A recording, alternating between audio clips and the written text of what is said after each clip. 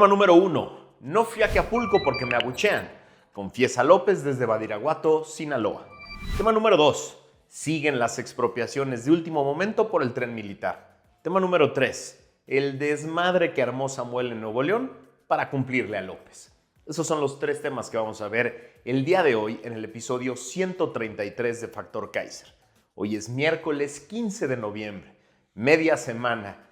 Todo se empieza a complicar y por eso es muy importante que estés pendiente de lo importante, que entiendas lo importante, que te olvides de aquellas cosas que son pasajeras y que no van a influir directamente en tu vida y entre todos nos pongamos a analizar las cosas que sí van a influir, que sí van a cambiar el presente y que van a moldear el camino al 2024.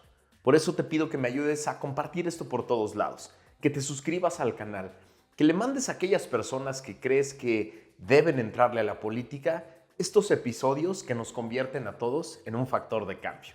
Acompáñame a ver las 3 de hoy.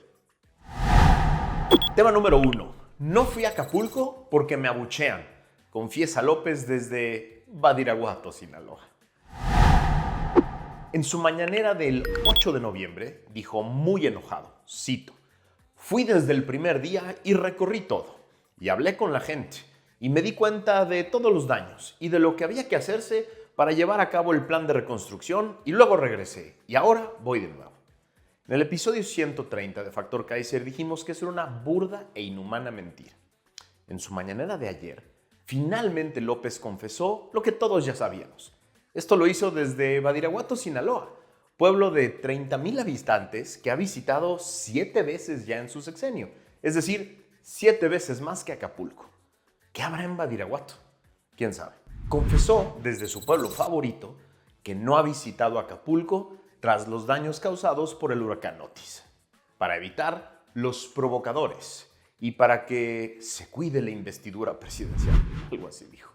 Durante su homilía mañanera de ayer, López criticó que hay quienes solo buscan el espectáculo y que de anunciar una visita le mandarían provocadores junto con medios de comunicación. Dijo que no iba a exponerse porque no puede responder como Andrés Manuel y debe proteger la investidura. Cito al presidente más chillón y cobarde de la historia: no puedo exponerme, no es Andrés Manuel, soy el presidente de México, tengo que cuidar la investidura presidencial. No soy Andrés Manuel, soy el presidente y no puedo permitir que nadie me ningunee. O sea, prestarme, caer en una provocación, que eso solo es lo que quieren, respondió. También criticó que algunos medios de comunicación abrieron los micrófonos para que la gente lo insultara y que hubo quienes malinformaron al aumentar la cifra de personas fallecidas tras el paso del huracán. En resumen, la víctima principal del huracán Otis es él. Nadie ha sufrido tanto como él por el huracán. Ni siquiera los más de 350 muertos que reportan las funerarias, ni sus familias, ni las personas que lo perdieron todo. No, el afectado es él. Por cierto, respecto de las 350 muertes reportadas por la agencia Quadratín, que aquí referimos el lunes pasado, hoy la señorita de la voz angustiada en esa sección de las mentiras del Palacio dijo que esa noticia era para afectar a López. Aseguró que quienes habíamos hecho referencia a esta información solo queríamos afectar la inmaculada imagen del gobierno. Y así, seguimos sin saber cuántas muertes ocasionó el huracán, ni quiénes son, ni cómo ni por qué murieron. Para todo Acapulco, la cifra oficial de 48 muertos que reporta el gobierno es absolutamente absurda. Las referencias del olor de quienes han recorrido las calles es brutal. Buzos de la Armada de México y privados siguen buscando embarcaciones y a personas desaparecidas. Sin embargo, para López y su lectora de mentiras oficiales, lo único que importa es cómo le impacta el número de muertos a él, a su gobierno. ¿Quién llora por los muertos de Acapulco? ¿Quién marcha por los muertos de Acapulco? ¿Quién exige justicia, respuestas, responsabilidad y claridad sobre los muertos de Acapulco? ¿Por qué dejamos que el gobierno miente impunemente sobre las víctimas de esta tragedia como lo hizo en la pandemia? A ver, hablando de mentiras impunes, además de inhumanas, el portal Animal Político cachó hoy a López en otra burda mentira sobre Acapulco. Su mañanera del 13 de noviembre, el mentiroso compulsivo dijo, cito: Se ha avanzado mucho en la entrega de los enseres domésticos, estufas, refrigeradores, camas, licuadoras, vajillas y demás. Ya se están entregando diariamente un promedio de 2,000, 3,000 paquetes. Eso dijo. El sabueso de portal Animal Político descubrió que esta es una burda mentira, ruin además, porque hasta el lunes 13 de noviembre el Ejército y la Guardia Nacional habían entregado un promedio de 622 paquetes diarios de enseres domésticos a familias de damnificados por Otis en Coyuca y Acapulco, según las cifras del propio gobierno, no 2,000 ni 3,000 paquetes como afirmó el mandatario. En tanto, Chuchito Ramírez, el vocero del gobierno, publicó en su Twitter que han sido 250,000 hogares censados, distribuimos 250,000 paquetes de enseres domésticos, 549,000 despensas, siendo que la cifra de 250,000 es la meta que según López se alcanzaría en diciembre y el número de despensas ni se acerca a lo entregado hasta ahora. El gobierno se planteó entregar 250,000 paquetes de enseres a damnificados en Guerrero y en los primeros 7 días suman 4,300, el 1.7% de la meta. La cifra mencionada por López del 13 de noviembre no concuerda con los paquetes entregados, solo se acerca a la cifra de piezas. A la fecha se entregaron 4,360 paquetes de enseres domésticos y cada uno consta de 5 piezas, por lo que se han distribuido 21,800 enseres domésticos, lo que da un promedio de 3,114 piezas entregadas de manera diaria. Mentir de todo, mentir diario, mentir sobre los temas más sensibles, mentir impunemente. A eso se ha dedicado este gobierno durante 5 años, con la inhumana complicidad de medios, de comunicadores, de columnistas y demás porristas que se han dedicado a normalizar la mentira. Pero los estamos viendo, a todos ustedes, y nunca los vamos a olvidar. Tema número 2. Siguen las expropiaciones de último momento por el tren militar. En ningún país desarrollado se construye un tren si no se tiene el derecho de vía de todo el trayecto que va a recorrer.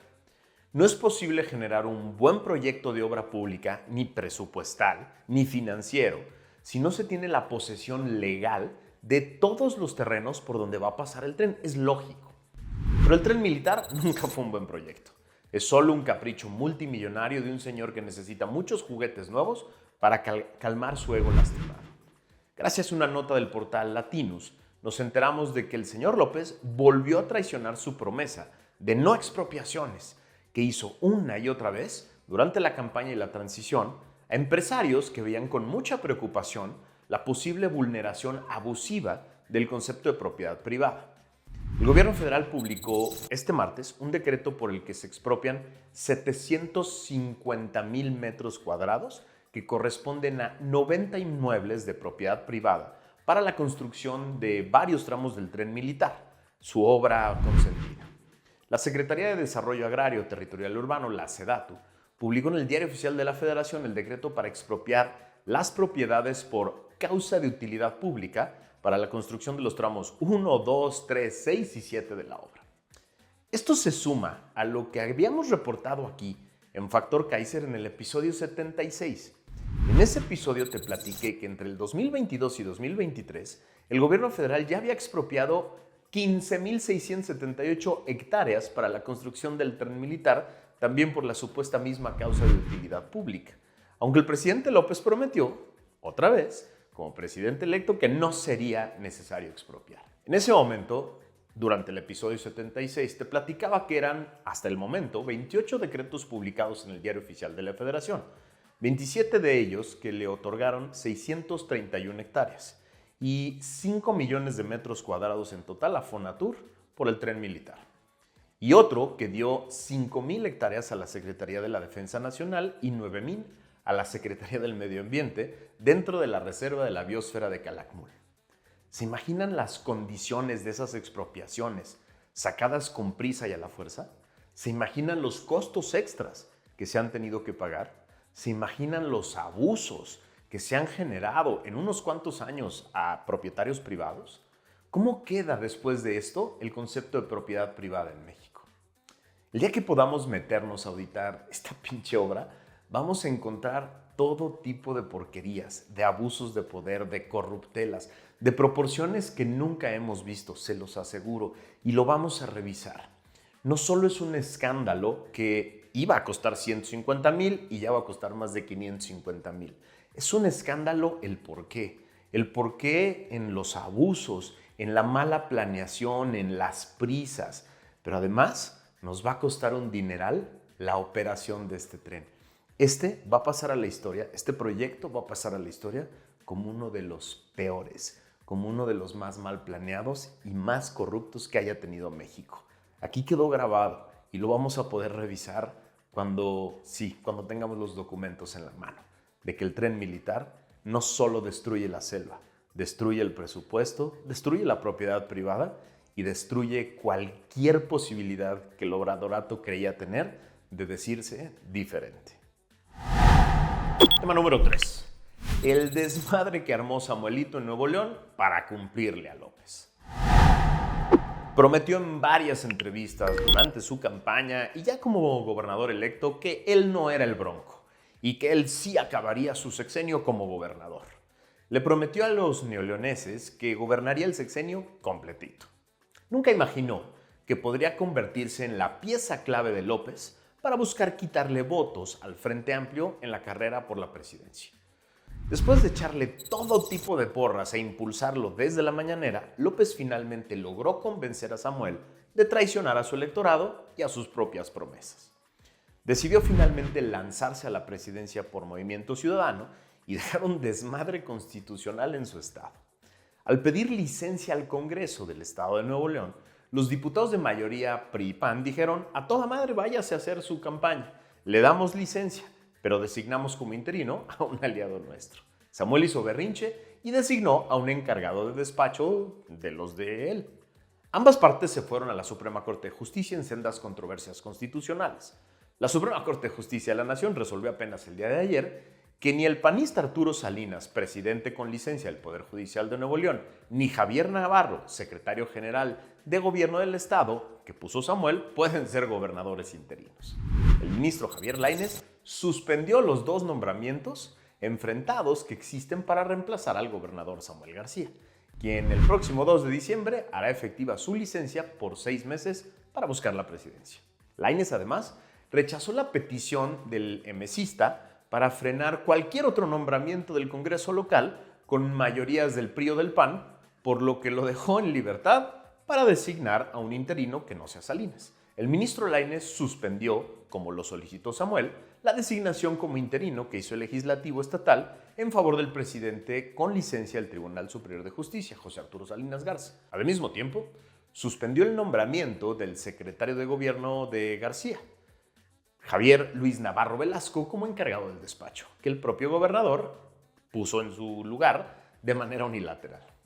Y se negó a otorgar la suspensión en el sentido de que el Congreso se abstuviera de llevar a cabo cualquier otra designación, es decir, quedan a salvo las facultades del Poder Legislativo del Estado para nombrar un interino en dicha entidad. Eso explicó la Corte en un comunicado. A ver, como lo puse en un tuit apenas el día de antier. Para las personas serias y respetables que aún quedan en MC, yo lo que digo es esto. Millones de mexicanos tenemos como prioridad número 1 sacar al obradorato del poder, librarnos del populismo autoritario y antidemocrático que quiere destruir la democracia constitucional y quiere concentrar el poder para seguir abusando del poder. Así es muy sencilla la ecuación. Si ustedes deciden ponerse en medio de esa prioridad y se convierten en un estorbo y en parte del problema, nosotros no tenemos otra opción más que actuar en consecuencia. No les queda hacerse las víctimas ni acusar de intolerancia porque entienden esto perfectamente. Tampoco les queda hacerse los puros porque todos sus miembros son y han sido parte del sistema político al que ustedes llaman viejo. Todos.